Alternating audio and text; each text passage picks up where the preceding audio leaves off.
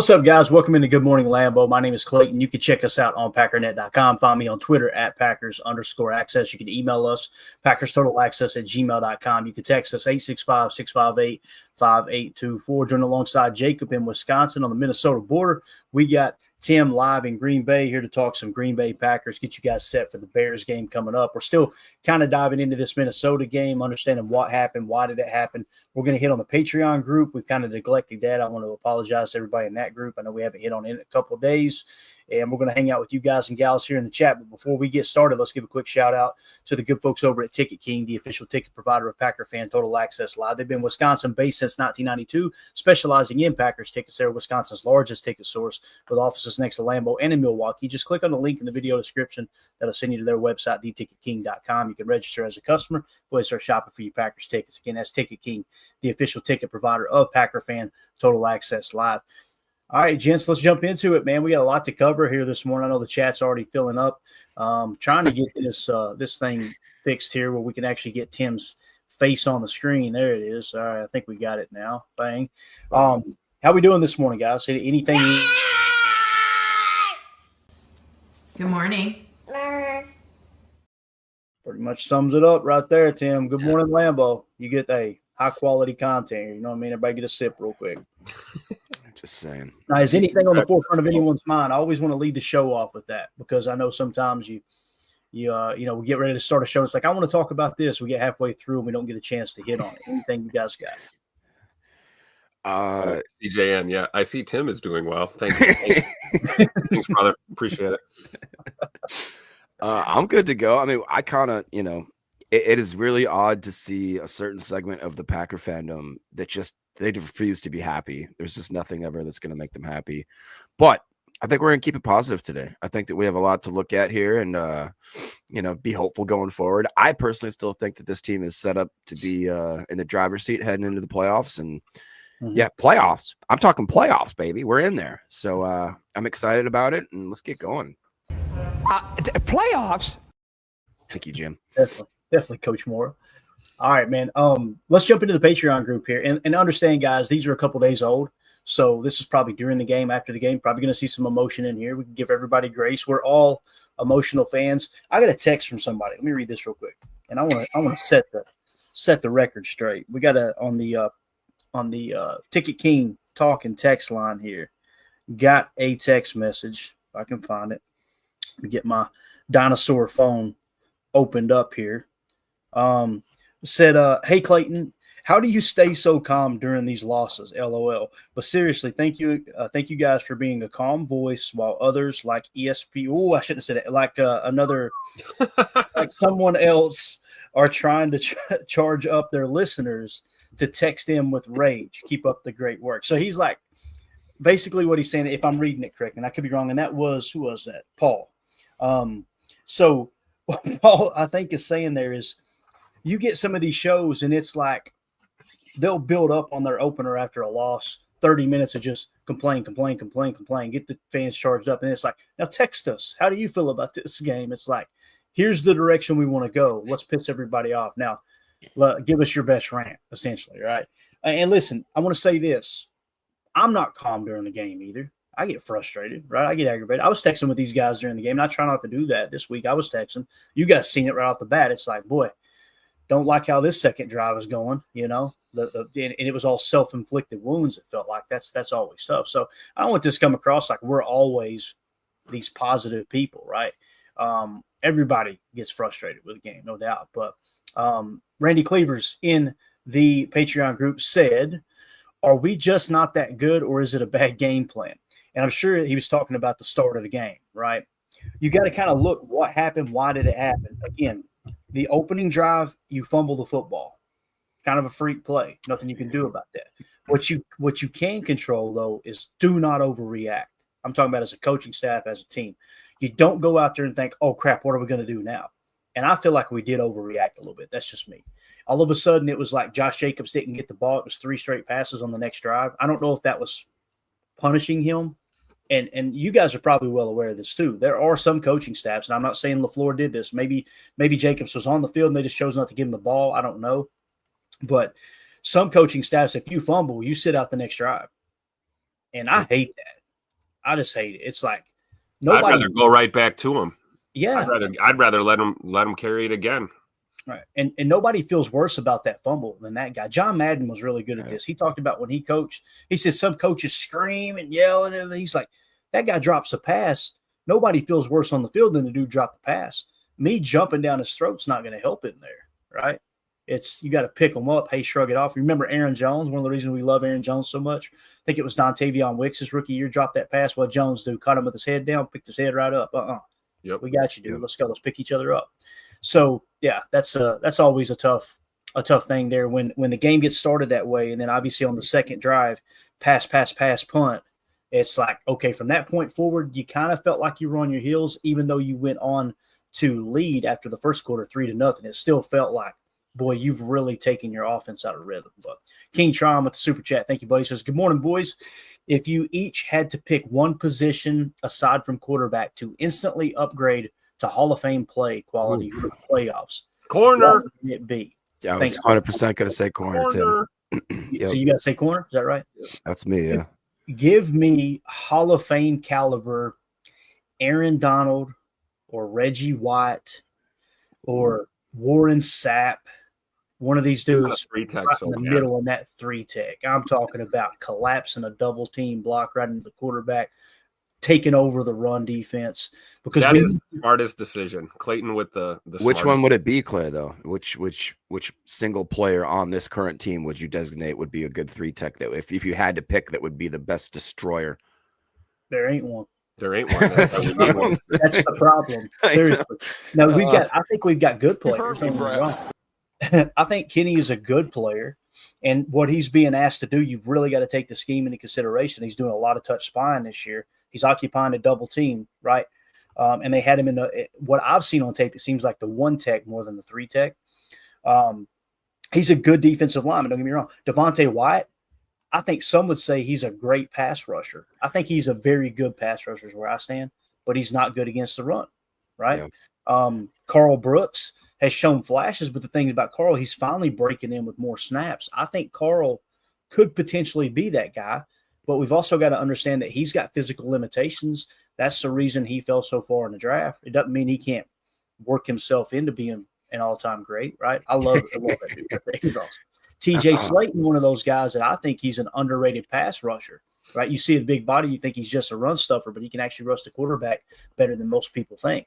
But again, that you're talking Hall of Fame caliber. No, we don't have anybody nowhere near Hall of Fame caliber on that interior defensive line. We just don't. So I would much rather have that based off of what you've got right now with the edge room in Gary, at 13.2% pressure rate. You've got Brenton Cox Jr., I think 13.8% pressure rate now, like quarterback pressures. And then LVN is now about to crack. Last I checked, he was closing in on 12%. But the thing that you're missing is that dude in the middle where they got to go, boy, oh boy. I don't care about those edge rushers at all. We have got to put a double team on this 3-tech right here. If you do that, you line up great edges opposite of that 3-tech. Do you think it's fair for people fandom, like coaches talking here, but Kenny's being paid to be great?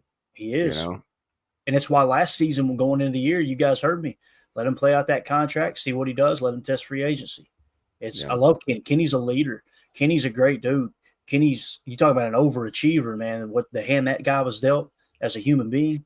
But man, wasn't that crazy looking at those pictures we were looking at offline that I found on my wife found them. I can't take credit. My wife found them on her camera. But it was from Kenny's rookie year, man. He looked totally different, man. Like a little baby. He did, man. He looked like a young whippersnapper for sure. But yeah, that would be my answer for sure. I think it's a great question though, Tron. Thank you for the super chat. That's awesome. Yeah. Tron also just backed up real quick. Sorry. He said that was his two positions as well. He'd love to see a cornerback and edge. Okay. Got it. Yeah. Mine would definitely be 3-tech for sure. 3-tech, I feel good about the safeties. Corner, I don't see it as important. That's just me personally. Put it this way. Every throw, go back and watch. I know people will immediately think, man, if we had better corners, we would have been able to stop their receivers. I don't believe that. Sam Darnold was standing in that pocket for 4 to 6 seconds, right? And when you're standing there, imagine if he's getting hit at 3 seconds. I say at least 60 to 70% of those completions he made are going to fall incomplete or be off the mark because somebody's. Now we know why half was blitz happy, because we weren't getting pressure with 4. Right. You got to send a 5th or a 6th. That's what Nick Maswain just said here, Tim. He said they couldn't get to the quarterback even they were blitzing last game. If you're going to blitz, you got to get to the quarterback or you're going to get torched. That is. I would rather you just not and let him sit back there for 8 seconds. Yep. You know? And hope they make a mistake, right? So, and we kind of talked about that going into the game. If you'll remember, it was, hey man, the analytics are suggesting that only bring 4. Sam Darnold's great against the blitz. Boy, he was great against the blitz. He cut us up, you know. And I don't buy into that. We're not hitting home. We got to start blitzing. I don't buy into that. I'm like, I would rather play that game of make them dink and dunk, make them dink and dunk. Sooner or later, somebody's going to screw up and you're going to hit home, right? Just historically speaking, anyway. So.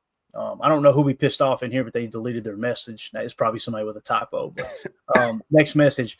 Would you swap Love for Darnold? This is Fractal of God saying that. Who?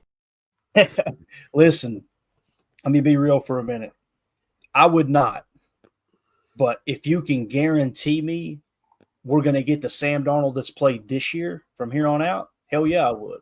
Problem is, this is 1 year out of his entire career that he's shown this, right? Who's to say he won't revert back to where he was? And the upside with Love is just through the roof. Me and J. Cole have the same answer. Hell no. Love it. I would agree completely with Tim. Heck to the no. But I will say, though, it is weird how, like, even for instance, Rex, old Jets coach, what's his name Rex again? Ryan, Rex Ryan, yes, Mr. Chompers there. Mr. swears he can come back and coach the Jets again and save them from oblivion. He was talking about how Jordan Love's elite. He's literally elite, and then after the game, he's elite, but he's not consistent, and he's not blah blah blah. And I'm like, all right, dude. But 3 hours later, you change your stuff. But to be fair, I mean, the consistency probably would be the key that I look at Jordan Love for. But again, guys, this is year number 2 of him really being at the helm. He's still very, very young. And like Clayton talked about, Sam Darnold has been absolute dookie diapers every single place he's been except for this 1 year, which is a testament to Kevin O'Connell and the way he is a quarterback groomer. But just keep that in mind as we're going forward. Let me just throw some numbers out here. Poop my hands, so. Let me throw out some numbers for Jordan Love real quick. All right. Going into the final week of the season, he's only played in 14 games, so keep that in mind. He will have missed, what would that be, a play fit? So he would have missed 2 games. Am I thinking right? Thought it was 2, yeah. All right. So as it sits right now, missing 2 games, he's at 3,320 yards passing, 25 touchdowns, 11 interceptions, a passer rating of 97.3. All right. His completion percentage is 63.2%. Keep in mind, people go, when they hear that number, sometimes they either think it's really low or it's really high. 63.2%, to put that in perspective, comparing apples to apples. Aaron Rodgers' career completion percentage is 65%. So 65%. 65%. That's what good pull there, Tim. I didn't even realize it. So if you take what that means is if both quarterbacks, Aaron Rodgers and Jordan Love, were to throw 100 passes, right? Aaron's going to complete 2 more, less than 2 more than Jordan Love. You're not going to convince me that's just like a huge issue, right? Yeah. Now, can he be better with his accuracy? Absolutely he can. So can 95% of the other quarterbacks in the league, right? Be better. Even Pat Mahomes was getting dogged last year for his accuracy. It's not like quarterbacks just put the ball on a dime like Joe Montana did. We got ruined by some really, really good quarterback play when I was a kid. That's for sure, man. Man, weren't we blessed to grow up in that era, man? We had some cannon arms. Joe Montana he could pick which number on the jersey to hit. Dan Marino probably still to this day, some people think he is a better thrower of the football than Aaron Rodgers in his prime. I tend to lean toward Aaron, but I can see the argument because I grew up watching Dan too. Yeah. But anyway, so again, completion percentage 63.2%. His EPA is plus 35.8. His EPA per dropback plus 0.8. He's been sacked 14 times. His quarterback pressure percentage is sitting at 31%. So, again, I just say that because Jordan has not had a great year, in my opinion, but I think you would consider that a very good year for a quarterback. 25 touchdowns, 11 interceptions, passer rating of 97.3, And again, the completion percentage is now up to 63.2. At one time, guys, his completion percentage was like 56% or something. So the accuracy improved throughout the year. You just still see some inconsistencies. And we're going to do a little deep dive on the Packers stats a little later in the day here in the show. So let's go back to the Patreon group real quick. So yeah, we got our answer. I think everybody says no overall, but again, I'm not going to BS anybody. If you could guarantee me Sam Darnold's going to play like he is this year for the rest of his career, I would lean toward Darnold over Love, but I don't think anybody believes that's going to happen. I really don't. You know what's also crazy about Darnold, and then we'll move on, obviously, is that I think his running ability has been very underrated for a guy that's a prototypical type, stand-up pocket quarterback. He starts running, and I'm like, God dang it, get him. Like, what? How is he doing that? Reminds me a lot of Rodgers, where you're like, you don't expect him to, and then you watch him run, and you're like, crap. Yep, for sure, man. All right, here. Fractal of God also said, we still cannot beat the good teams. What's to say we will win in the playoffs? We will in the playoffs. Nothing's to say you will in the playoffs, man. Is that my brother? It may be. It may be Fractal of God. I'll tell you, like I said last night, man, all we got to do is beat him once. Nobody's going to give a rat's ass that you lost to him twice in the regular season. Beat him once in the playoffs. That's all that matters. All that will be remembered. One, man. No, it's all that'll be remembered. King Tron with the super chat. Sorry to clog up the chat. Listen, buddy, if you're super chatting and you're donating to the show, man, don't apologize for anything. We appreciate your support. Yeah. Sorry to clog up the chat, but I do believe pressure pick is more impactful than coverage sack and is easier for one guy to disrupt the quarterback back on the Hall of Fame talk. Sorry, no, I don't apologize. Yeah, it's a great point. And again, that's the thing is like everybody loves sacks. Oh, yeah, that's how many sacks do you got? How many sacks do you got? I would much rather have a pressure pick than a sack. That's me personally. Now, if you get someone who's really good at strip sacks, still your chances are going to go down dramatically because that quarterback is taught to protect that football, right? But, yeah, I'm with you on that, man. One guy to be able to disrupt the quarterback and potentially, force an errant throw. It's like the Carrington Valentine throw or interception. You'll notice Sam Darnold gets pressured by Gary. The tackle gets pushed into him. Sam Darnold kind of feels it, tries to lean in and throw the ball, slips a little bit, and still gets a lot of mustard on the throw. It wasn't a bad throw. It was just a bad read because we were playing kind of that Mabel slide there. So, but yeah, thank you for the super chat there, Tron. Again, don't apologize, man. We really appreciate you supporting the show. Yeah, dude. If you want a super chat, I got room on my right butt cheek. If you want, dude, I'm willing to take the money, man. King Tron on the right butt cheek. It's too early in the morning for butt cheek talk, man. All right. Next Patreon group question/message here says, I hate the gut feel logic for going for it on fourth down. Each week, they should have a chart for down/distance and where you are on the field that tells you if you are in 4-down territory. This way, after second down, every player and coach is on the same page if we're going for it on fourth. It will change play calls and decision-making by players on third down if they know they have the extra play to make the first. Also, it takes emotional calls out of the game. When Matt gets pissed, he makes bad decisions for challenges and fourth down calls. I could not agree more with this statement. This is what we were talking about last night. People were talking about, is Matt being too harsh and this and that. I don't think he's being too hard on the players. I think he's showing too much emotion on the sideline. And you cannot be emotional as a play caller. You just can't. Like, let me give you an example. But they have this chart, though. So he's still but going. He's not using it. He is. Metrics said 54%. Go for it. So he went for it. So no, he said he's not using the chart. He said, I'm going off gut. But that's what I'm saying, though. But his gut would have aligned with the chart. The chart said go for it. That's the point I'm making. I'm not saying he's using it, but the metrics on that down and distance said go for it. And that's the thing with the chart. The chart, just because the chart says go for it, you as a head coach, you've got to decide, do we take the points here? What kind of game are you being played? See, this is what Michael Lombardi rants on. He hates analytics in this regard. And the reason being is because the analytics does not take into consideration who's playing three tech. The analytics doesn't take into consideration the flow of the game. The analytics is taking all the information from the history of the game. Here's what you should do. And that doesn't even – you could have your left tackle break a shoelace 2 plays before, and the analytics doesn't give a damn about that. It's nope, got to go for it.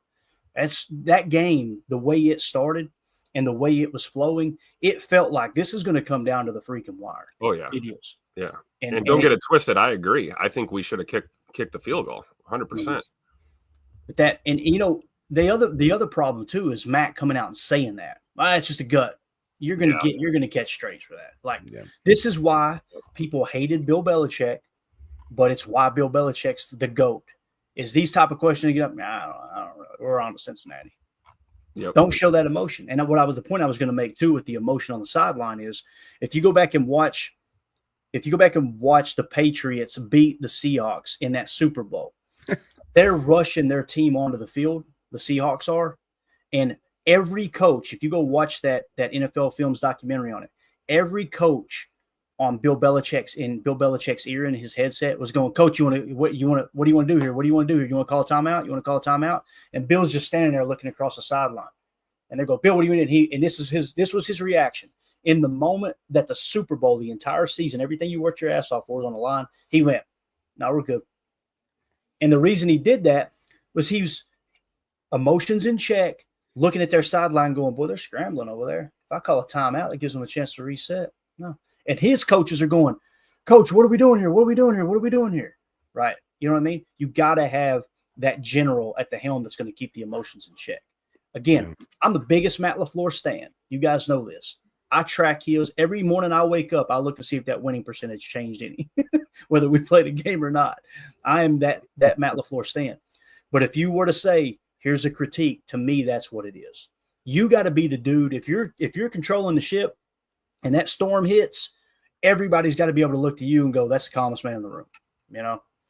Now, when you get to the locker room after your team played their ass off and gets a big win, that's when you show that emotion, baby. That's when you turn it loose. But one thing about him, though, and it's the most important quality of a coach, is you better be the same person every single day. And Matt LaFleur is the same person every day. He does not. I don't feel like he tries to fake anything, and that's something the team will follow for sure. So, anything else you guys want to add to that right there? I think what was Greg saying, he disagreed with it, right? The gut feel logic. I believe so. Yeah, I don't know, Clay. Do we have more? I don't want to get too far behind in the chat, and people have made a lot of good comments, but yeah, we'll hit them. We got to get this Patreon though. So, Damon in the chat or in the Patreon says our currently likely path to the Super Bowl would be Eagles, at Lions, at Vikings. The teams we are 0-5 against this year. I know y'all like to be positive, but I can't seem to find anything that tells me it's not time to just start the draft process early. You can do whatever you want, Damon. You can. And they've already started the draft process. That never ends. So that started in September. Yep. and it behind the scenes here, it started here. Yep. We're already putting the board together. We just have so many fans that get upset when we talk about the draft during the season, and rightfully so. You wait all year for the season to start. So we got to find that happy medium. But in terms of that, looking forward to, you can do that, man. Everybody can fan how they want. The problem I have with fans doing that is when you turn that corner and you do that, and then the team gets hot and they go on to run the playoffs and you come running back. What if every fan responded that way? You know what? Let's just go on to the draft. You know, if you move on to the draft, does that mean you're not going to the game? Does that mean you're not watching the game? What does that mean? You know what I'm saying? Right. If it's saying I don't want to get my hopes up because I don't think we have a snowball's chance in hell in beating these three teams, hey, that's understandable, right? They haven't given any reason to think you can beat them this year. But boy, if they do, gonna be a party up in here. I know that. We're gonna be watching every snap. I know I speak for the guys too. That's the plan. So let's see here. Next one, Mountain Man Pack. Love is good, but is he someone that raises the tide of the whole team? I think that's a great, fair question. The great quarterbacks, like think of Favre in the 90s, right? Favre would put that team on his freaking back. Think of the Atlanta Falcons game in Milwaukee. You know what I'm talking about, where the coach even said, "Don't you dare get tackled in bounds right here, right? All right, got it. If it ain't there, throw it away. Got it. Ball snap. Whatever you do, Brett, don't run." There he goes. But again, you see that great picture. It's hanging right over here, him diving in the end zone, sacrificing his body. That's what we mean by they're called tractor players and trailer players. And what that means is, are you a trailer player where you're a contributor, but you're attached to the tractor, right? Or are you the tractor that's pulling the team? Let me give you an example. Josh Allen, that's a tractor. Pat Mahomes, when the game's on the line, that's a tractor. I can't say that he is a quarterback that raises the tide of the whole team, But I also will say I don't think he's slowing him down as a starting quarterback. I think he can be as good as anybody on any given Sunday. Does that make sense? What do you guys think about that question? I agree. There's always room to critique anybody in the NFL, what they're doing. But I think that right now people got to take a step back and again realize that I think I had a comment highlighted where they talked about like that we're losing these games by an average of like 4.4 points to the best teams in the NFL. Right. And I understand that that's the critique is we can't beat them. Well, we're there, though. We're right there. And in the playoffs, like Tim always says, just takes once. That's all it takes. And I believe still to my core, I don't know what it is, man. Call it still some leftover Christmas magic. I'm just weirdly hopeful. I'm not ready to give up on this team at all. I understand completely. I think Tim would agree with you, too. 100%. Tim's got more faith in this team than any fan I've ever met. It's true. I love it, dude. Like it's every year. It's like hell no. Probably more faith in Jordan Love than most of these fans right now too. Mm-hmm. Definitely. And it hasn't changed since 2020, man. I've always believed in this kid, and like Jacob said, it's fair to critique, right? And it's 100% fair to point out these things that you're seeing. But I'm with you, Clay. I'm not going to say that he's dragging this team. I don't believe that at all. Yeah, definitely. King Tron in the chat gifted 1 Packer Fan Total Access membership. I know you flashed it up there, Jake, but I just want to give him a shout out. Thank you so much, Tron. You're the man, buddy. So we appreciate everything you did for the episode, Tron. Thank you. Yeah. And let's see here. Mountain Man Pack also said, what's worse, us not taking the field goal and trying 4th down, or the fact that the refs gave Minnesota 3 points and we lost by 2? Yes. The answer is yes. and again, you can look at this 2 ways. Some people look at that. What I don't agree with are the fans that go, well, that didn't matter. None of that mattered. None of that mattered. We just got our ass kicked. Such a lazy way to look at the game. Yes. Either of those 2 things go our way and the game plays out the same way it does, you win the game. I don't look at this and go, God, this sucks. I look at this and go, boys, we got the youngest team in the league and we're this freaking close. This close. We could get hot in the playoffs, go on a run. But boy, if we don't, coming next season, we are primed with whatever it is, $62 million in cap space. If you wanted to go, this is the year. Let's push it in. And they're not going to have 60-some million. In my opinion, they'll probably have around $40 million they can afford to spend. That's my opinion. They'll probably sign a couple guys, put some of that money on the front side. But I really feel realistic about $25 million against the cap this coming year that you can spend in free agency. That's a good chunk of change to get you a piece or 2. Can I ask what could be a dumb question? No, go ahead, man. Does the NFL draft being in Green Bay give us any sort of extra income or revenue that we wouldn't normally have? Does that make sense at all? What do you mean extra income or revenue? Like does Packers not towards salary, not towards cap? I'm just saying, like, does it help benefit like the Packers organization? Like, do they? I guess like I said, it's a dumb question, but I don't know how that works. Like how the NFL draft, any sort of proceeds or viewings or ratings, does that like go to the NFL? No. Okay. They're already the teams are already splitting all of the media revenue. So we're going to get our normal chunk of that. The thing that it helps in Green Bay is the local business. Right. The Packers are going to make a chunk off of that. I mean, imagine the pro shop sales. Imagine the 1919 kitchen and tap, everything they own around it. Like it's Packer, the stadium tours leading up to the draft. As long as they don't back themselves in the corner and say no tours this week, that would be stupid in my opinion. The thing that I do think they're missing the boat on though, Jacob, I called and asked, hey, are you guys doing anything special for the draft? Are you renting out boxes, stuff like that? And it's too early. It's like, if they were smart, they would sell tickets to every luxury box in Lambeau. And if they were smart, and I've said this about away games, they would sell tickets to every single seat in that stadium to watch the draft on the big board. Yeah.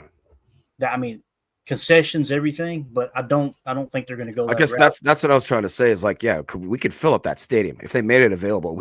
I'd go. I mean, we are going. You know what I mean? I would love it. I think it's the staffing. That's the biggest thing stopping them is having enough staff to be able to open up the stadium like that. You need security and vendors and all of that stuff. So, but I think it's a great idea. I do. Yeah, and again, maybe it's because you wouldn't charge as much per head that you would a normal regular season game. But I would try to duplicate the business model you use for every single Sunday during the season. And, I mean, you should be able to make a ton of money off of it. But again, and that's just looking at it from a business side of things. I don't know. I just think it's a missed opportunity. I really do, man. What's up, Murph? What's up, Murph? Murph in the house. All right, let's hit the Murph. rapid fire. Shout out to all the Patreon members. Appreciate y'all. Appreciate the comments. Great questions. Great comments. Really, really appreciate y'all supporting the stream for sure. All right, Nick McSwain earlier said, "What's up, PTA? I heard Vikings played almost 50% man coverage Sunday, which is like 3 times the amount they played the entire year. Team needs to be better at adjusting, but can see why it surprised them." Very well said, Nick. Very well said. And at what point do you go, okay, they're going to stay in that?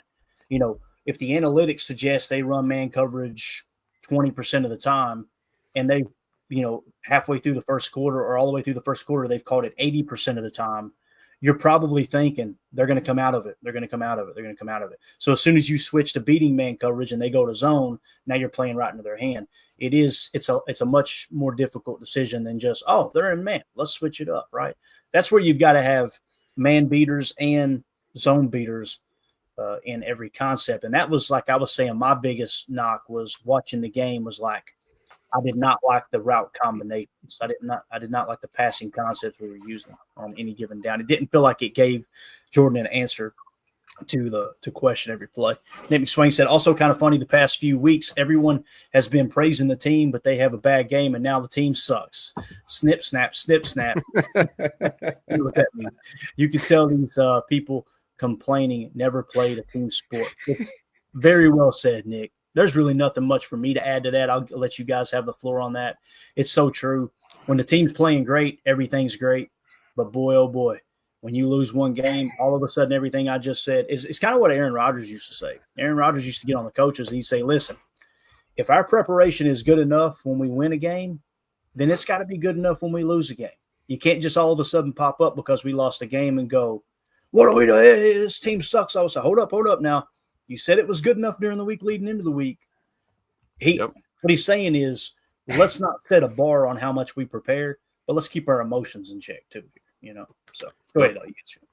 You have no idea the toll that 3 penalties can take on a man. All right. Exactly. King Tron with a super chat. Last one, like, share, and go Pack Go. Happy New Year. Thank you, King Tron, paying the bills over here. Thanks. I know. Appreciate that. Yeah. And Happy New Year to you and yours, buddy. Y'all be safe out there tonight. Tim, you got anything to add to that? The comment about the fans. We're either the best team and we're a top 3 team until we lose by 2 points, and all of a sudden this team's trash. It's okay. I mean, you know, if you're bipolar, take your meds. I mean, just calm down. That's simple, right? That's simple. Like, for real. You can't be doom and gloom, and then we get a big win, and you're talking about how great the team is again, and you're all excited. You know, I just I don't know. It's back to that we're on to the draft crowd. That's cool and all. Just don't come sliding back in when they win a playoff game and all of a sudden, oh, wait, let's put the draft on hold. We're back at, you know, it's just – it looks bad. It really looks bad on the fan base, in my opinion. But Dave in the chat says, just seen a rumor about T.J. Watt coming to Green Bay. Oh, God. Who marked this? I did because I knew it would be awesome. He knew it would be awesome. Don't do clickbait. I'm going to let you handle this one. Go ahead, Jay. Is anybody else aware that TJ, just like his brother JJ, grew up in Wisconsin? And I grew up in Wisconsin. Jacob grew up in Wisconsin. We have 12,000 Packer shirts and hats and things that we get. So yeah, that's what I look at it as. He put on a Packer hat. I just wish that we had this conspiracy thing to fly through here. We need something perfect. For sure. Got to figure it out. No, I don't believe that though, Dave. I'd love to, but no. I think we got more likely chance of JJ coming. To be honest. There you go. And you guys remember JJ was interested in coming to Green Bay as last year. I know. Right? Now, Jacob's like, man, why didn't we get him? Bro, he had a down year that year. He did not look like the same JJ. Yep. So, seemed like a good move by where'd he go? Arizona? Mm-hmm. Right? Yep. What did they do? Nothing. You know what I'm saying? So, it wasn't like he was the missing piece there, right? I get it, though, man. You get some of your favorite players. You want the stars to align. Let me give you a personal example. Tim Couch. I've told y'all this story before. I'll keep it short.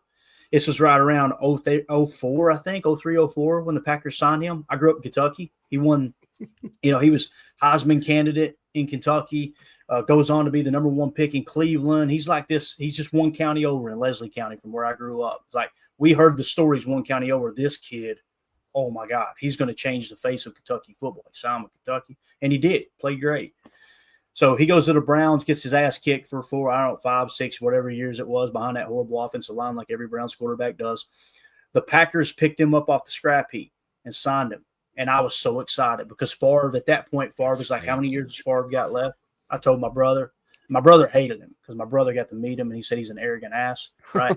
Just like most athletes are. Right? When you meet him in person, you're like, oh, no. Please, it's like Santa Claus on A Christmas Story. Remember when Ralphie gets to meet Santa? Yeah. Kicks him down a slide, right? But anyway, so they sign him, and he's going to play in a preseason game. I'm jacked out of my mind. Me and my brother are watching. I'm like, man, they got a couch. This is the guy who's going to take over for Favre. Like, this is me being a stupid fan, young, right?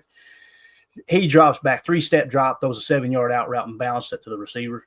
And my brother and Joe, I'll never forget, Joe Theismann on the telecast said, well, that was just pathetic. My brother spit his mashed potatoes out, bro. He laughed his ass off. He thought it was hilarious. So, on that. Anyway, Chase Green in the chat. When it is 2nd and 1 or 3rd and 1, why does Matt drop back and pass? It causes penalties like the one on Zach Tom in the Vikings game. Run the quarterback sneak, move the chains. That's a very conservative way to look at it, Chase. I tend to lean toward you, not with the quarterback sneak, but hey, look, if we can't pick up a yard, we don't deserve to win. That's kind of the way I see it. But I'm a very boring fan, so we're probably on the same, in that same group there. The reason he does it is because in those situations, statistically, you're more likely to hit an explosive play because the defense is keying in on the short yardage play. When we hit the explosive plays, fans like Chase and fans like Clayton don't complain, right? But boy, oh boy, when it falls incomplete, I'm the first one at the head of the line going, what are we doing here? And again, it doesn't change my opinion that we should keep it conservative and run the ball and just move the sticks. But let me put it this way. Some teams approach it like Detroit. Detroit will go, hey, on 3rd down, on 3rd and 7, on 3rd and 1, let's throw the ball because we're going to go for it on 4th down. We're going to pick it up, right? Matt doesn't choose to go for it on his side of the 50. I agree with that too. But also, it's like he's taking the shot play on the 3rd and short, knowing you're going to punt. I don't like living right there in the middle, if that makes sense. Does that make sense, guys? Am I making sense? It's like, and it explains why you see success sometimes on those short yard situations when we spread and we get guys spread out, and then it's a gap run with Josh Jacobs, and it's a 1st down because, it deceives that defense a little bit. But, when you're, winging 15, 20-yard, out routes down the field on short yardage situations, it's tragic. It really is. Real quick to that. I used to hate when we were in a shotgun and we had a spread formation and you'd have like Jones or whatever just offset. But now I see that with Jacobs and I'm like, oh hell yeah, do that. Yep. Because that little just run through somebody's face. Yeah. Exactly right. Let's see here. CJ, and again, Chase, thanks for swinging through, buddy. Appreciate you. CJ Ian says, I'm sure you all discussed this already, but last night I heard we are currently the 7th seed and best we can do is the 6th. So how are we feeling about Philly? Let's do this. Let's pop up the playoff simulator real quick and let's get an update on this, okay? Let's kind of look at the scenarios from this upcoming week and see exactly what could potentially happen. I could sit here and tell you, I could answer the question for you, CJM, but I love doing it this way. That way we can kind of learn together and see, all right, what exactly needs to happen. So going into this week here, right, everything's clear. The criteria is clear. We're currently the 7th seed going to Philly, all right? Detroit's the number 1 seed is the way it sits right now. They got the bye. Washington's going to the LA Rams, the 6th seed, and the Minnesota Vikings are going to Tampa as the 5th seed, traveling to the 4th seed. Now, let's say that, this was week 17. All that's been played, right? So let's go into week 18. Let's say we beat the Bears, all right? This is before Washington plays. If we beat the Bears, we are the 6th seed, all right? If Washington beats the Cowboys, they remain the 7th seed. If they lose to the Cowboys, then we lock up that 6th seed. That's really what's on the line this week.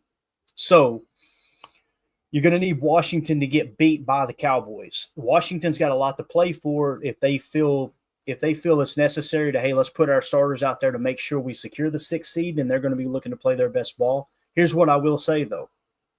Coach Mike McCarthy ain't going to roll over. Ain't going to happen. This is in Dallas. His butt's on the line with his coaching staff, right? Cooper Rush hasn't been playing horrible, at least in the snaps I've seen. I wouldn't rule out the Cowboys showing up to play in the last game in front of their fans of the 2024 season. So that's a game I'm going to be tuned into. Now, we got to take care of business against the Bears, obviously. If you lose to the Bears, and you got the 7th seed no matter what Washington does, whether they win or lose, you're still the 7th seed. That makes sense, guys? Yep. Yes. Anything else you guys want to add to that question there as we look at the playoffs? Yeah, just one quick comment. The Bears still suck. Exactly. And as you can see, we can confirm Tim's reporting here. The Bears are 4-12 on the season, dead last in the North when Poles said he wasn't going to give that thing back. I don't know, man. I don't know what happened there. Lost that energy quick, though. You know what happened? I'll tell you exactly what happened. I'll pop it up on the screen for you real quick. That's what happened. That's. I think you're spot on there, Tim. I do. All right, so that's just kind of your playoff picture. Now, listen, there's some other games on the line, and I see Badger Trio's super chat. Appreciate you, buddy. We're going to hit it here in just a second. I'm glad you brought that up, man. Thank you. There are some playoffs on the line here. I remember seeing it. I'm trying to think Tampa. Look at Tampa. Tampa down here in the 4 seed, right? Minnesota's scheduled to go to them. So Tampa this week is actually playing the Saints. So let's say Tampa wins, right? And let's say the Falcons win. Tampa's obviously got that 4 seed locked up as the NFC South winners. Let's say the Saints pull off that win and the Falcons win, right? The Falcons are actually the 4 seed. So what you're going to see is the Falcons are going to be playing the Panthers at home. They're looking to win, and they're rooting for the Saints to win to knock the Bucs out of the playoffs. I don't know who you would rather face at some point in the playoffs, if it's possible. I don't even know how the seedings may shake up. I don't want to get too far on the weeds here. But would you rather play Atlanta or would you rather play Tampa? I feel like we would rather play Atlanta. Am I right there? Yeah. I don't know. Did you see that game the other day? Right. That's why I asked. I don't know, man. I don't know. Bijan Robinson is a problem. Yeah, you know? And I feel like it'd be like that one time where all of a sudden we play the quarterback and make him look like a star. It'd be Penix's, breakout freaking game or something like that. But I don't know, dude. I would love it if honestly if the Vikes did have to go and play Tampa or vice versa. I honestly think that could be one of those sneaky matchups that they lose to. At least I'm hoping. Yeah. So if Kansas City beats Denver at Denver, right? And Kansas City will probably be sitting their starters, I would imagine. Denver's currently the 7th seed in the AFC. I'm just trying to see what games are going to matter this week. Who would be the closest to them, do you think? They're sitting at, 9-8? They may have it locked up, to be honest with you. There's Cincinnati, right? Cincinnati and Miami both. So let's say the Bengals beat the Steelers somehow. Yeah, that knocks Denver out of the playoffs and Cincy's in. So you got playoff implications everywhere in the AFC. And the same way, playoffs. Let's say Pittsburgh beats Cincinnati, right? Then it puts Denver back in. So is Pittsburgh? No, Pittsburgh's already in. Who was the other team I just seen? There was an 8-win team, was there not? It was Cincy and Miami. So let's say the Bengals take care of business, and the Dolphins take care of business. The Dolphins are actually in. So you got like a 3-team race for that last. Yeah, that would be crazy if after the year that they had that the Dolphins snuck into the playoffs. Yeah, that'd be crazy. Yeah. Right. All right. So anything else you guys want to hit on the playoff simulator there? We can pull it back up later if we need to, but that it? No, I'm good. Right. Good deal. All right. That's going to do it for hour 1. For those of you listening on the pod, we will see you on the other side for hour 2. We appreciate y'all. All right. Welcome into hour 2. Let's hit a super chat here. I thought this was cool. Badger Trio. If you want to read it, Tim, I'm going to get something ready for us here, man. Happy 57th Ice Bowl anniversary from the Badger Trio. It's going to be a balmy 23 degrees on Sunday. That's right, the 57th anniversary of, well, let's run it and get the hell out of here then. Love it. It's exactly what I said on this date, Tim. And I cannot get this. I've tried so hard to get this adjusted. I'm sorry, man. Yeah, that's all right. Yeah, but on this day in 1967, it's fine. On this day in 1967, Vince Lombardi said, then run it and let's get the hell out of here. The legend of the Ice Bowl was born. Look at that smile. If you guys, I wish I could play that clip, but you know why we can't. NFL Films are real strict on who can share their stuff. But Vince is smiling because he can finally feel his fingers and toes again. Right. There was one fan that commented on the tweet too, and they said 50 some years later, whatever it was, however many years it was later, and he's like, and I'm just now thawing out because he said he was there at the game. But that clip right there and that scene is obviously they're watching back. See, I think it was CBS there that had the telecast. they put a clip up of Jerry Kramer with that key block on the wedge play, right? The quarterback sneak. And it's seeing Lombardi react to that. That's what I'm talking about, the motion in the locker room, right? Like you praise in public and you criticize in private. That's leadership 101. Lombardi wasn't great at that. Don't get me wrong. You can see him on this. What the hell's going on out here? All we do is grab. So pretty cool though, man. The Ice Bowl. One of the reasons why I'm a Packer fan today was I told the story, bought a DVD set, The History of the Packers, and there was an extra bonus CD or DVD that had the Ice Bowl in it as its entirety, the telecast. I was like, I think it was like, 3 weeks later, I was at Lambeau Field watching them play the Bears. So I've been hooked ever since. Again, Badger Trio, thank you so much for the super chat, man. All right, let's go back to the rest of the chat. We've got some other stuff we'll hit on Twitter here in a second. Let's get caught up. CJN says, personally, I'm all in on going into Philly and starting our 7-seed championship. That's the way I see it, too. Like, this whole, man, we got to – if this can happen, that can happen, we can avoid a tough matchup. You're in the playoffs. You're going to get a tough matchup. It's coming. Just wait, right? With CJN, I still feel like I did before week 1. I'll play the Eagles on the damn moon. Let's go. and seriously, Jacob, we talked about it. Jalen Hurts going to have a little bit of rust, right? And here's another team too, that powerhouse, right? How did we match up against them in week 1? Wasn't it a 1-score game? Yes, sir, it was. And I would argue that if we weren't playing on absolute slop trough, being the Brazilian turf there, that a few things probably would have shaked out the different way. And you can look at every single one of our losses. Now, I know that's very much cherry picking to say, well, what if? But guys, it's 1-score games where if you could even dictate the end of a certain drive in these games, that, it's a different outcome. I'm excited. I'm confident. Like Tim said, I'll go to Mars. I'll go to the moon. I don't give a darn as long as they got good footing on the field. Yep. And as long as you account for the AJ Brown factor and the Saquon Barkley factor, Saquon's a beast. He's going to get his either way, So I think you got to just figure out a good game plan and not be intimidated, but certainly respect those weapons for sure. Yeah. And, here we are, we're talking about, Saquon Barkley, and we're talking about AJ Brown. They're probably their best weapons, right, on that offense. But again, those guys are not the reason the Eagles are the Eagles. The Eagles are the Eagles is because multiple drafts in a row. Yeah. Trenches. Yep. Three tech, right?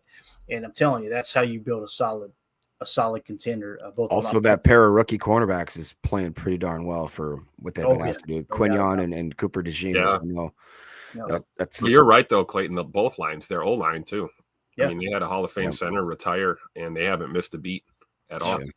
Watch them run that QB sneak. Watch them run that push. Bro, and I know it gets on people's nerves, and I'm not a big fan of it either. But, man, when you watch them execute it, it's like, as a defensive line, think of what that does to your psyche. You got to play these guys for 3 hours. And if it happens on the first drive and they go out there and they go, okay, we know exactly what they're doing. It's us against them. And they drive you back 4 yards. You've got to get up out of that pile like, damn, we just can't beat these guys. You know what I mean? It's one of those plays that's very like, I don't know if demeaning is the right word. Half push. Dude, the Tucker Kraft ones. I do love that. Play better when he comes in under center and just plays a little quarterback. I love it. Perfect example of what we're talking about on these 3rd and 4th and shorts, right? Hey, and then I'm just waiting for Matt to call that play, and then Tucker pulls it out and rolls left and throws one. Yeah. Or snap it and Tucker toss it back to Jordan, and Jordan roll right with a little sprint right option or something. There's a lot of things he can do. Call it the tuck tug. The hell's wrong with you, Jake? Too old for this. We can do the tuck buck. Whatever. You got to figure it out, man. You got to stop into it. The tuck tug. You sure he didn't mean the tuck and tug? I don't know. Unbelievable. Oh, here's a good one. The cheese squeeze, man. You got to do the cheese squeeze. Cheese squeeze would be good. Not bad. That's terrible. Tim disagrees. All right, let's go back to the mark here. Professor Cakes says, bring on Philly if we're going to make it to the Super Bowl. Got to go through them eventually. Completely agree. CJN, in our losses, I believe an average of 4.4 points and some fans are jumping off the cliff like we're losing by 20. Tim, you want to take that one for me, bud? It's so true. It's like, what are we doing? I got nothing to say. I mean, he nailed it, right? Yeah. It's so true. And hey, how about all those times we have been losing by 20 and then we only end up losing by, a point or two or, so we haven't been blown out and I don't see it happening. I just don't. Yeah, definitely. Mrs. Green in the house says the Green and Gold movie with Coach Craig T. Nelson out in exactly 1 month, and he will be singing the national anthem at the Packers versus Bears game. Pretty rad. That's awesome. Jacob, you were the first one to make me aware of that movie, I believe. Didn't he put it in the chat? Am I thinking, Tim? You probably already knew about it, Tim, but that was the first time I remember seeing any information on it. Listen, it might have a little cheesiness to them, but most good sports movies do, right? Yep. Looks pretty and cool. They actually filmed it in Wisconsin too, so that's another cool little feature there. A lot of times you'll see those, in Hollywood, they, shoot it somewhere else and try to convince you that it's, where it is. But no, this was actually. I think Charlie Barron's is in there as well, which is kind of cool. Oops. Yep. I think they filmed it in Door County, if I'm not mistaken. That's what I think that's what I heard too. But yeah, anytime there's a movie, around the Packers, there was supposed to be an Ice Bowl movie. I told you guys about this. I remember hearing about it back in like 2012 or 2013. Actually, it was before that because they were shooting to have it on the anniversary the year after they won the Super Bowl, I think. But it was going to be a movie, like a full film about the Ice Bowl. And around that time, the Writers Guild in Hollywood and all that striked, and they just threw everything all out of whack. But somebody needs to make that film. That'd be absolutely awesome. This is definitely my wife jumping in the chat here, telling me that we're going to go to the game on Sunday. I think that's what that is. Yeah, we got to go, if only to see Coach singing the national anthem before the game, right? Let's all go. Go. Come on, Clayton, jump on the plane. Let's go. I'll tell you this, man. Mandy, we had a listener reach out. I'm trying to think of who it was. I don't have his name saved. I think I just got the number. God, I can't remember who it was. No, there it is. Or is it? Nope, it ain't. Damn it. I can't remember who it was, but someone's got 4 tickets, right? And I've been shopping them around to people I know. Of course, I got an ad on my messaging app here that we use for the show. Give me just a second. I want to pull it up. Make sure. There, here we go. Okay. Yeah, he doesn't have his name listed here. I'm trying to remember who it was. Text me your name. You're probably listening. I got the so he says $135 a piece, 4 tickets. Wow. At $135 each. And it's section 137 next to the away tunnel in the end zone, right? Oh, nice. Row 11 and row 27. Seat numbers are 19 and 20 in row 11, and then 5 and 6 in row 27. So Mandy immediately started looking at flights. We could fly up there for pretty cheap if we flew out of Nashville. We thought about doing it, but we got some family health stuff going on right now with her mother. So, and that's Mandy. Mandy sees me wanting to go. She's like, Mama be fine. Let's fly up there. Let's go. But we'll probably have to hang out here. But again, if anybody's looking for tickets, shoot me a text, 865-658-5824, and I'll get you in touch with our people there, our folks there. And also check with Ticket King. We talk about them all the time. They're going to have tickets available too. So, Tim, you going to go? We'll see what the missus says. We're going to have to. Sound like me. I'd like to. Can we go? Tugging at the sleeve, right? That's me. All right, Milltown Corey, I wonder if Jordan Love's knee is a lot worse than he's saying. Jordan is moving okay in the pocket, but he isn't tucking it and running when needed to just get the short yards. There might be a little bit of that lingering, Milltown Corey. I saw it on Sunday. Did you? Okay. Yeah, when he stepped up on one of those and he had a chance to just tuck and go, and then he started running laterally because he was trying to stay behind that line, and he was still looking downfield. So Gotcha. I agree, and we all know that Jordan is mobile, but he's not a running quarterback, and I think he's going to lean towards looking to throw that ball when he can rather than just run. But I think it's a valid point because I did see it at least once on Sunday where he passed up what probably would have been first down yardage on the ground to try and throw the ball. Yeah, there could be some of that lingering. I'm not going to lie and say I've noticed it, but I haven't really paid close attention to that aspect. Like, hey, does he look quicker? Does he not? I'm more looking at, what's the play design, and why the hell are we throwing on first down, that stuff. So but again, thank you, Corey, appreciate you. Omer says this show still sucks, but these guys give their all 365 days a season to Packers Nation. So hit that like button. I appreciate that, Omer. Thank you so much. If y'all would hit that like button, I appreciate y'all making us a part of your morning here. Dave in the chat, I know, just giving you the business. LOL. What was he referring to there? I missed it. That was when he was talking about the TJ Watt. That was from earlier. He wanted to make it clear that he did not think that was real. He's not actually that fan. Yeah, he knew he was putting a quarter in everybody. Right? Richard King in the chat says, "Live through the 70s and 80s. Enjoy what we have. Disappointed when we lose, but still happy where we are." Yeah, and there's about the dark ages. Holy cow! And there's a portion of the fan base that when some of these older fans like Richard say that, they get mad. He's right, man. Yep. He's spot on. Richard's spot on. Like, you got to stop pretending like – I always go back to, like, expectations. Like, going into the season, 10 to 13 wins what we're looking at. You're going to have a shot in the playoffs, right? And here we are sitting with 11 wins with one game to go, probably finish with 12. So you're going to finish on the upper – side of that 10 to 13 projection. It's just, I think it's one of two things. It's either you've got wrong expectations for the season, or you're just a spoiled brat and you want to complain. That's it. You don't know how to handle when things don't go your way. It's just somebody's fault, and it's like, I'm grateful to have grown up in that era, 80s and 90s. As a kid watching games with my grandpa and my uncles and my dad, and you just expected the Packers were going to lose every Sunday. Like, it was just fun to watch your team. And then, the early 90s hit, things started looking up. And, you get to see that transition from, like, dumpster fire to, legit contender. And, Richard's right here. You guys, we should all be very grateful for, competitive football teams year after year here in Green Bay. A lot of these young fans, you're spoiled. Yeah, Tim, I was going to say, had I not been born in 87, and if I was born in 77, my first memories are the 91, 92 season. And from that point on, I was spoiled, dude. So real different. Yeah, same here, man. Became a Packer fan in 03, and it's like we got a few years in between where things went bad, That's it. Let's see here. Nick McSwain in the chat. My coworker's a Cowboys fan. We did preseason predictions. He predicted 13 wins for the Cowboys. I predicted 11 for the Pack. Laughing emoji. Tough look on that Cowboys fan. No doubt about it, man. No doubt about it.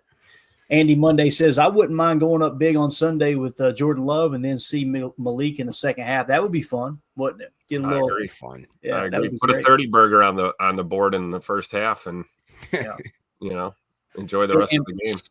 And we do have something we're playing for, right? We're going to be watching the Washington game. I don't know when. Do we know when the Washington game kicks off? I think they're in the same slot as us. I'm not sure. They just released the schedule late last night. So right, yeah, it was like I don't know if I've got it or not. I don't think I do. Nick's saying noon. Yeah, I think it's a nooner. So it's Richard. It's a noon game. Okay, and we're noon as well, right? So yeah, so we'll be watching that. We'll have that on the double box here on the screen. Tribe in the chat says, if we could tie the Commanders, who would get the number 6 seed? It's real simple. If we win and the Commanders lose, we get the 6 seed. Even if we win, if the Commanders win, they've got the 6 seed. So we need the Commanders to lose and us to win to get the 6 seed as opposed to the 7. That's how that's supposed to shake out there. So I got that right, Jacob? Is that how you understand it too? That's what I believe. Yeah. All right, Milltown Corey. Last year, Love ran 50 times for 247 yards. This year, only 25 carries for 83 yards, right? Now, he missed 2 games, but that's not enough of a miss there the numbers are definitely down, right? Which goes to what you're saying, Tim. It does seem like he's, just not completely right with the knee yet, right? He's looking to throw in those situations. He's looking to extend the pocket, step up, and, sometimes you want him to just scramble a little, right? But, hey, he doesn't want to end up like, On my knee. Exactly. I'll tell you what you don't want to look like, though, boys. This right here. You guys see this? Did you guys see this on Monday Night Football? The kicker warming up. Did you see it, Jacob? No, I didn't. Oh, my God, bro. So this is their kicker. And you think, that's just a screen grab. It couldn't have been that awkward, right? Look. What is happening? Why is it that? I put Detroit fans. We gritty. Also Detroit fans. What is he doing? What is going on here? Look at What this. is happening right there? Dude, I can't even look at that. When did Michael Phelps start kicking in the NFL? Oh, I feel bad for his girlfriend. Look up at that. Look what I can do. Look at I am a real boy. I'm a real boy. Anyway, all right, we hit the 1 hour flat mark there, and the show officially sucks. So we made it, guys. We did it. All right, so you guys have seen the Jaden Reed slam. People on the podcast are like, I don't even want to go watch that. Start. So you guys have seen on Twitter, we won't name drop anybody, but we got these knuckleheads that are just begging for clickbait and, wanting attention and wanting arguments and this and that. They're absolutely dogging Jaden Reed. So I just put a tweet out this morning. I was looking at it because, and listen, I didn't go in going, they're wrong. I'm going, maybe I'm missing something. I always try to run it through that filter. And I went and looked at the stats. And here's what we got with Jaden Reed this year. I said, contrary to clickbait belief, Jaden Reed has not all of a sudden became a bad receiver. Actually, he's improved in 2024 with the following categories on 22 fewer routes ran this season. You go 22 fewer routes, okay. It's actually, if I remember correctly, 21 fewer targets too. So, you're talking about 21 targets. You'd like to think if he's 70% catch rate, which he is, you're probably going to catch, let's just say you only caught 10 of those. These numbers are going to be even higher, right? So with one game to play, and keep in mind, this is the even comparison here this year, okay? He's played the same amount of games with these stats as he did last year. He's up 16 yards from last year. His yards per reception is up a full 2.9 yards per reception more than last year. His catch percentage, everybody, you can't catch the ball. His catch percentage is up plus 4.5%. His receiving EPA is up plus 7.7. His yak yards are up 55 yak yards, so he's been more effective with yards after catch. His yards after catch over expected is up plus 40, and his average separation is up plus 0.6. So Jaden Reed is having a better year this year than he did last year when everybody lost their mind. And we've got, 2 or 3 knuckleheads in the fan base running around talking about Jaden Reed. This needs to be explained. This needs to be, whatever, studied. I love it when they say that. You want to sound like a jackass and think you sound smart. The demise of insert player needs to be studied. It's like, get away from me, you knucklehead. So again, Jaden Reed leading the team in receiving yards, up in all these categories. Has he been perfect? No, nobody has been. But this idea that all of a sudden Jaden Reed is a bad receiver and he needs to be replaced, get off my timeline with that crap, man. So, and that's another great point Coach Lynn pointed out. He had the ankle injury earlier in the year, right? I think Reed's been dinged up a bit this year. Imagine if he had been fully healthy too. So, he's obviously already surpassed most of his numbers from last year in yardage as well. So with one game to play here, I'd love to see him go out there and catch 3 tutters and just shut them up. That's just me. But yeah, how do you guys feel about Jaden Reed? Am I wrong here, man? This has drove me crazy watching this the last couple of weeks, and I do think it's clickbaity. I think it's someone just trying to farm engagement on Twitter. But I agree. Bird's the man. I got nothing negative to say about Jaden Reed. It's a season ebbs and flows. Players' development ebbs and flows, ups and downs. Jaden Reed makes our offense better. Period. Point blank. Does not matter. I'm not with any of the Jaden Reed slander at all. No, 100%. I'm on Tim's side, Clayton's side. I think too. I love X. I love the free speech platform, but I will also say one thing is that it's ripe and ready for engagement farming, and I think that's all it is. Clickbaity 101. It's just what you do. Yeah, completely agree, man. And engagement will never be more important than the game content in this team. I agree. Yeah. All right, let's see here. I think that's all we had on Twitter. Yes. So what I wanted to do with that being said, why don't we go for this? I wasn't going to put it up. But read it. U.S. Bank Stadium kills birds. As soon as I remember Jaden's nickname, I knew. Yeah. All right, let's jump into some NFL Pro statistics here, since we were kind of looking at Jaden Reed there and what he's done. I got to run, guys. I'm late for work. I'm sorry. Have a good day. Go Pack, go. Yeah, man. We'll see you, buddy. Have a good day. See you, Jacob. Yes. So let's kind of take a look here around NFL Pro and kind of see where everybody's at. Sometimes it gets lost in the excitement of the season here, but here's what we've got from NFL Pro. Again, we already read off Jordan Love's stats. We won't key on that anymore. Josh Jacobs. The big thing for me here, Tim, played in all 16 games. I really didn't expect Josh Jacobs to come out and stay this healthy. I think especially when you use a back as much as we've used him, he's about to crack the 300 carry mark. It's like you expect him to miss a couple games. You know what I'm saying? Well, we're used to that from the Aaron Jones era, right? Right. Jonesy was an absolute monster when he was available, but he missed games. And I think if anything, if you're doing a comp between those two, Josh Jacobs probably has the edge in durability. He's a little more durable, a little more rough and tumble, and as Jacob would say, steady Eddie, right? He's available, and yeah, we're actually utilizing him a lot. So I think it's awesome. Yeah, for sure. So again, Josh Jacobs leading the team, 295 carries, 1,285 yards rushing. He's averaging 4.4 yards a carry, 14 freaking touchdowns. Yeah. Let's go, man. So he's going to finish over 1,300 yards this year. Hopefully a couple more tutters. What a great first season as a Packer, man. Yeah, definitely. And the rushing yards over expected, that's kind of given the specific situation. Should he be able to gain this many yards type thing, like over, what am I trying to say here? You're overperforming based off of the current situation, right? Rushing yards over expected plus 202. He's averaging 0.7 yards more per attempt than he should be getting there, essentially, is what you're looking at. Emmanuel Wilson, second on the team in rushing yards, 429 yards rushing, averaging 4.8 yards per carry with 3 touchdowns. His rushing yards over expected plus 72. He's at a plus 0.8. Phenomenal there. Packers for Life says, let's send Emmanuel Wilson to the Packers Hall of Fame. I'm ready.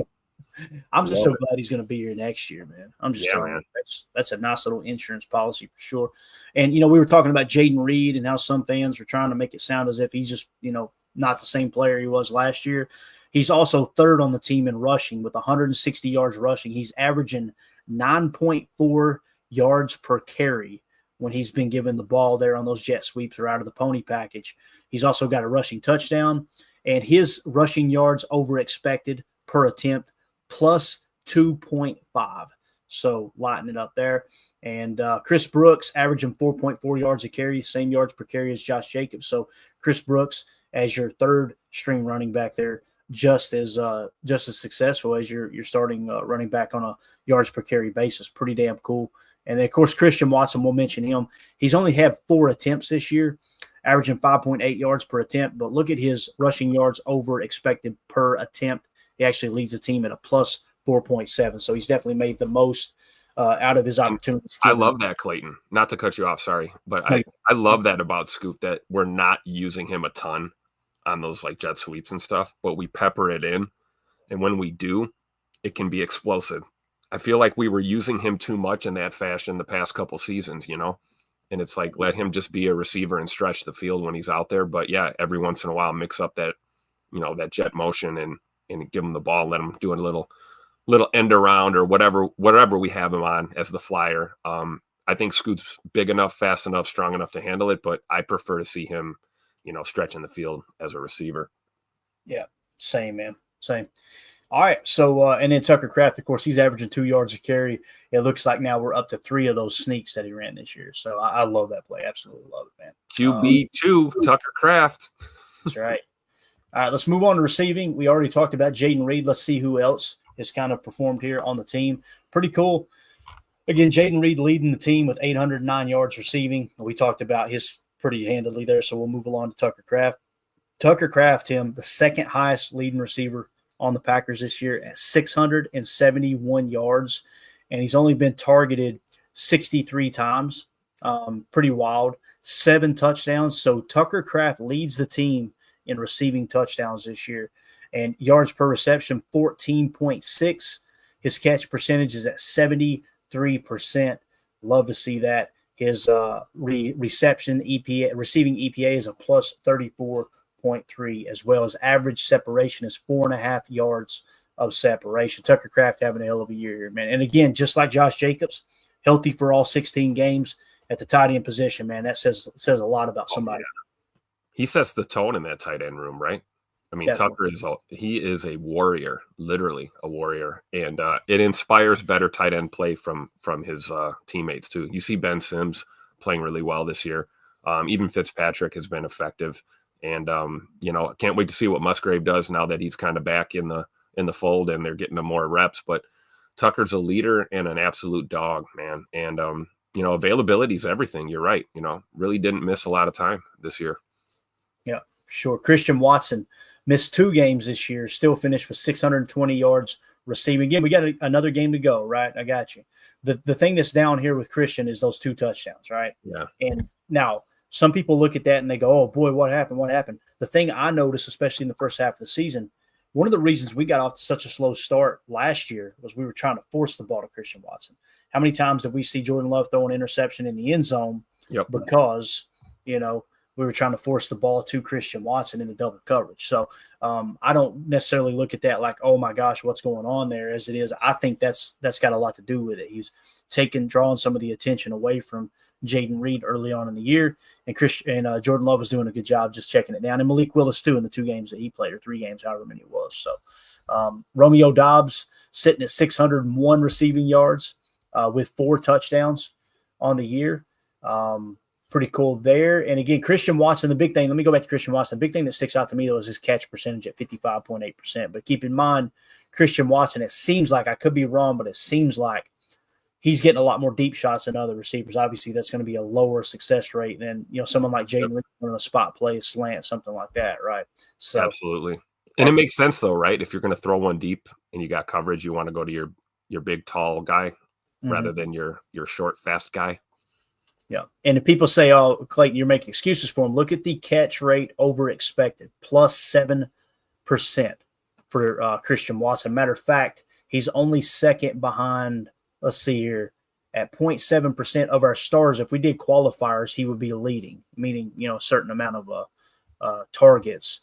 But the players that are ahead of him, like Chris Brooks coming out of the backfield, obviously Malik Heath, who's got a very minute amount of snaps, Ben Sims, a very minute amount of targets as well. So Christian Watson, I feel like he's had a decent year. It sucks that he was banged up there for a short bit. I'm excited to see what he does next year as well. And this right here, guys, I know we usually don't talk a lot of stats on this show because we'd rather watch the tape. We're more interested in that aspect. But this right here is going to come into play, Tim, when they go to negotiate that contract. If they go to him this offseason and going into training camp, because next year is going to be his last year on his deal, and they go to basically work out a deal, these are the things the Packers are going to use as a negotiating chip. They're going to go, hey, you've been banged up, right? Also, you finished the year, let's say he finishes with 700 yards receiving and 2 or 3 touchdowns, right? You want us to pay you $25-30 million? You know what I'm saying? That's going to be a bargaining tool. There's no doubt about it. It's not everything, but you can bet your sweet bottom the teams use that as a negotiating tactic. You know what I'm saying? Yeah, for sure. Try and save a few $100,000 here and there where you can, right? Yeah. And Romeo Doubs, same thing can be said there. 601 yards receiving, 4 touchdowns. If you remove the name of the players, you're not paying that stat line top receiver money. You're just not going to do it. And that's where we're going to run into a little bit of an issue, for sure. Dontavion Wicks finishes the year 366 yards receiving, again, with 1 game to go, 5 touchdowns. So he is, third on the team in receiving touchdowns? Remember when everybody was ready to cut him? Yeah, reminds me of another Tay that we had in Green Bay a few years ago that everyone wanted to run out of town and now is, arguably a Hall of Fame caliber receiver. Yeah. And again, Dontavion Wicks has come up short catching the football. There's no doubt. Catch rate, 48.6%. His catch rate over expected, minus 14.4%. You're going, what does that mean? That means defender not draped on him, ball in a good spot, dropping passes. It was an issue this year. We've talked about it all year long. If he gets that straightened out, man, I'm telling you, his route running ability is something special. So, and here's the thing too. And let's not sleep on the run blocking too.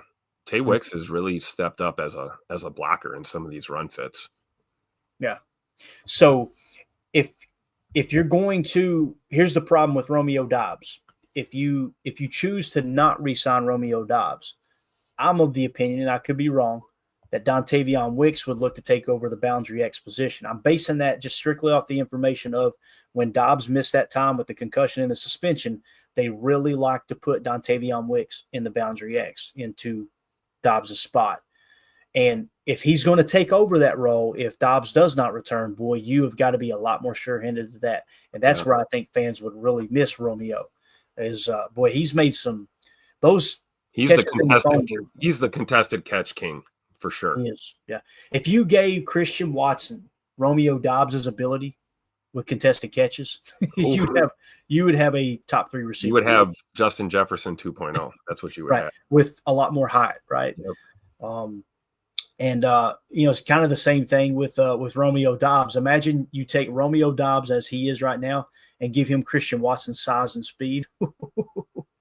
Boy, that would be fun. Because I do think Dobby has a slight edge in route running ability over Christian, although Christian's route running has become, it's gotten a lot better this year, no doubt. So let's see if anything else stands out to us here. Josh Jacobs receiving, 340 yards receiving, got a receiving touchdown. We got that out of the way this year. Got that out of the way. Love it. I love his catch percentage, too. Look at this, Tim. He may be leading the team. He's actually second on the team at 83.3% catch percentage, which is wild, a plus 2.5%. On a catch rate over expected as well. So he's been very effective, very, very effective in the passing game. His average yards of separation, 5.4 yards of separation there. So he's been just done exactly what you needed him to do out of the backfield catching the football. Bo Melton, he's another guy that struggled with the catch percentage, 47.1%. I don't remember that, but that's what the numbers are saying. So I'm sure it's true. His catch rate over expected minus 6.9%. So that might be why we didn't see him on the field as much this year. Maybe that's something that's transferring over from practice. They're seeing, hey, hands just aren't there this year or where they need them to be. Maybe he had a tummy ache or something. Cheese curds and my stomach hurt all the time, but I do eat them though. I hope they keep Bo on the roster just so we can continue to use that. I'm just telling you, that's worth $800K right there. Chris Brooks, listen, not a whole lot of production from a yardage standpoint, only 69 yards receiving. But, Tim, when we signed him, when we picked him up and activated him, Matt LaFleur said this guy is really, really effective in the passing game. Look at his catch percentage, 91.7%. That leads the team. So Matt LaFleur seen it on tape, said, go get me that Goody. Or I'm sure Goody seen it first and said, check this out, Matt. Regardless, they knocked that one out of the park. His catch rate over expected, 10.2%. Very, very effective. Very effective. And the yak yards, too. Take a look at the yak. Mm-hmm. Yeah, 105 yak yards. Over expected, plus 14. Let's go, man. Let's go, right? Throw that little swing pass out of the backfield and let them cook. Yeah. I'm glad you bring that up because just backtracking a bit with Josh Jacobs, that's been the other thing, too, man. Plus 127 yak over expected. That is insanity right there, man. That's crazy. Only one better on the team is Tucker Kraft at plus 163. So we know he's the yak master, No doubt about it. The forklift fired up, son. Emmanuel Wilson, 50 receiving yards, 1 touchdown. So he's averaging 5 yards per reception. Catch rate, 76.9, not bad. His catch rate over expected, minus 9.2%, so not good there. And let's see, what was the yak over expected? Plus 7. So, again, Emmanuel Wilson, it's not his strength, the passing game, but this last game he graded out really well in the passing game, if you'll remember, and pass blocking looked good too there on a couple of reps that we showed. Malik Heath, this is no surprise to him. Look at his catch rate over expected, 20%, plus 20%, bro. I almost wonder if Malik Heath, quiet as kept, might be that guy for Boundary X too. You keep saying that, and I keep leaning toward Dontavion Wicks. But, man, when you look at this, I think you're onto something because Wicks has got to fix those hands if he's going to be that guy. Malik Heath may be it, man. He might be it. We'll see. So that's one of the things that we'll make a note of in the offseason as we get ready for the 2025 season. Is going, all right, let's keep an eye on Malik Heath and see if he steps up his role in the offense for sure. For sure. Ben Sims, not a whole lot of opportunities. He's ran 45 routes. He's only been targeted 5 times. He made 4 catches, though. Averaging 10.5 yards per reception. His catch percentage, 80%. and his catch rate over expected plus 15.8%. I'm excited about having him back next year, obviously. And his, let's see here, his separation, 3.1 yards, not bad. Receiving EPA +2. So Ben Sims done exactly what you asked him to do. You guys know I've been very critical of Luke Musgrave this year. Now he's only played in 6 games, right? But these numbers kind of show why I've been critical, right? He's not been that receiving threat we thought he was going to be. Hopefully he works himself into that role. His catch percentage, 66.7%. His catch rate over expected, not bad, +0.9, but his receiving EPA, -6.8. Just at this point, Tim, am I being too harsh here? It kind of feels like, you don't expect Musgrave to be a great blocker, right? But he's definitely struggled when it comes to being a receiver in the league, at least up to this point. Yeah, and that's going to be a problem for him going forward because you're playing tight end for the Green Bay Packers, and if you can't catch and you can't block, then you can't play on this team. It's just, It's that simple. And, we have to be, aware of the fact that, the injuries, that's kind of stunted his development, I think. We were really excited about him after the draft. And, he hasn't seen the field consistently enough to, I think, really develop into that role. And that's why I'm grateful for Ben Sims to be able to do some of that dirty work and let Tucker Kraft go ahead and be Tucker Kraft. But I think Musgrave, that was his strong suit, right? Was being a receiving threat. We always knew that the, smash mouth blocking aspect of his game was not at the forefront. But if you're struggling with catching the ball, then we really got to start asking questions. Yeah. So Turtles in the chat says Wicks is just in Adams's arc. That's all. I have faith in his development. Yep. I hope you're right, Turtles, because again, his route running is not normal. Like it is. Yeah. I don't want to say it's hands together. Oh boy, it's gonna be fun to watch. Yeah, I don't want to say that Wicks's route running is elite, but it's somewhere, in my opinion, it's. I would say it's great. I really would. You got very good, great, then elite. It's kind of how I look at things. It's definitely great, and he continues to work on that. And like Tim said, get the hands straightened out. Look out, dude! You're gonna have an absolute weapon. Yep, and he's tough too for a receiver his size. He's got that moxie that we like. He's a tough dude for being a little bit smaller of a receiver. So is Jaden Reed. Same thing. Yeah, definitely. Nick McSwain says, "Why do y'all think the Packers can't get the screen game going? Seems like they struggle with executing them." See, I see it a little bit different, Nick. I don't see them struggling as executing. I remember all year long the Y screens working to Tucker Kraft. When they go to Josh Jacobs, I feel like they work. I could be wrong. Now, maybe they did miss on one on this game that I'm not thinking of right now. I feel like, Tim, they haven't called it much, That's what I was going to say. I feel like Matt struggles to call the screen. Right. It's because Tupac LaFleur loves to throw the ball down the field, man. He stretch defense. I'm with you, though, Nick. It's not where we need it to be, but I think we disagree on where the struggle actually lies. Like, I would like to see more. Like, think of a play, and there may have been one or two with this last game that I'm not thinking of, but all season long, how many plays? You could probably count on one hand the amount of screens that you go, oh, man, they just screwed up the execution of it. You know what I mean? Like, it seems like when they do call it, Josh Jacobs is getting yardage. And like I said, the big one that sticks out to me is that Y screen to Tucker Kraft. I love that play call, by the way. Me too. Easy. It's literally love, drop back. If it's not there, dirt it, right? But if it's there, it's a high completion percentage play, high efficiency play. Get the ball in Tucker's hands and let him run through. Get those wheels turning. Let him go forward.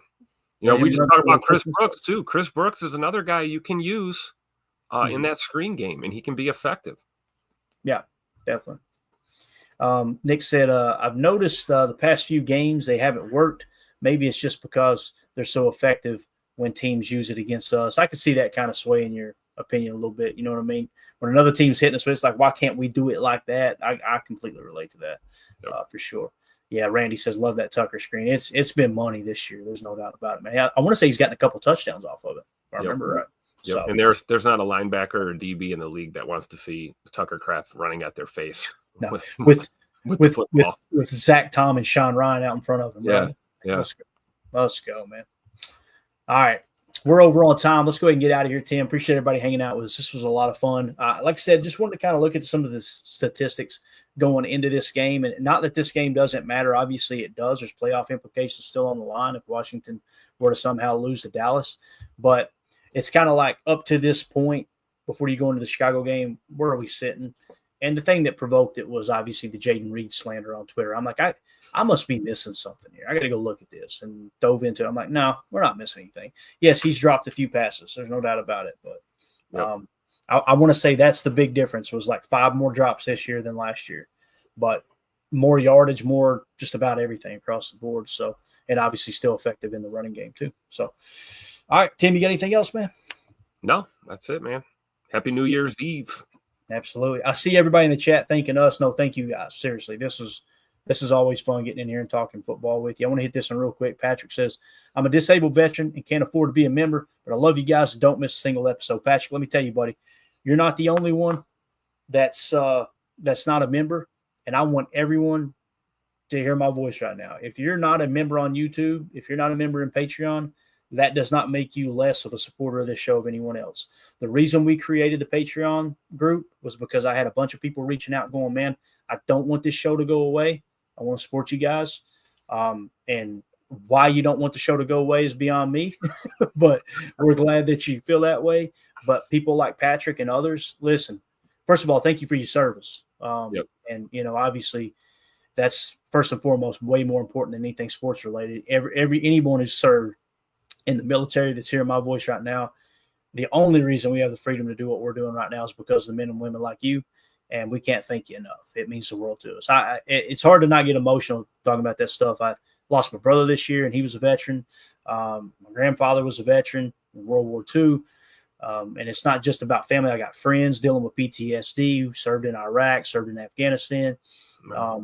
Can't thank y'all enough. You're, again, I don't even want to mention it, Tim, because we can never do it justice when it comes to thanking the veterans. But again, Patrick, and anyone else who's not a member, please don't feel obligated to do it. That's just there if people want to support. And of course, when they started, that's when we started doing the giveaways to go, hey, I want to do something to give back.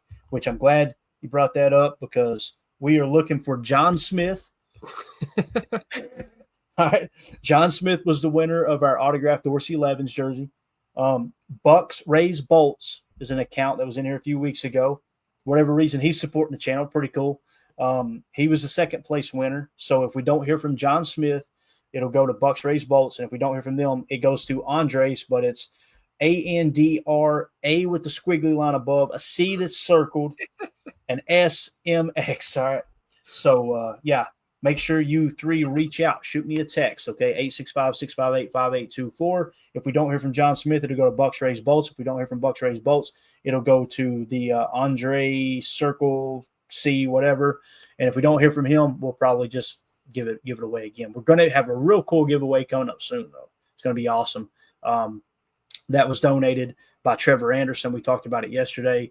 Picture of Carl Brooks blocking the extra point to win the game against the Bears this year in Chicago, and it's autographed by Carl Brooks. That'll be something we'll give away soon too. So, love it.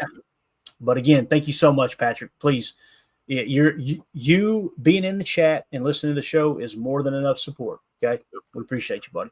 And CJN just gifted 10 memberships to loyal listeners and viewers. Thank you so much, CJ, and you too kind, buddy. We appreciate you. Everybody have a great day. We're going to do a show tonight, okay? So I know everybody's got New Year's Eve festivities. I'll be here. I'll see if the guys are available. It may be a quick show, but we're going to do a show even though it's New Year's. So if y'all are free, swing through at 7 p.m. Central. We'll talk some more ball. All right. Love it. Appreciate it, Tim. Have a good day, buddy. Thanks, Clay. See you tonight, man. All right, we'll see y'all later. Have a great one. And we go. Bye, guys.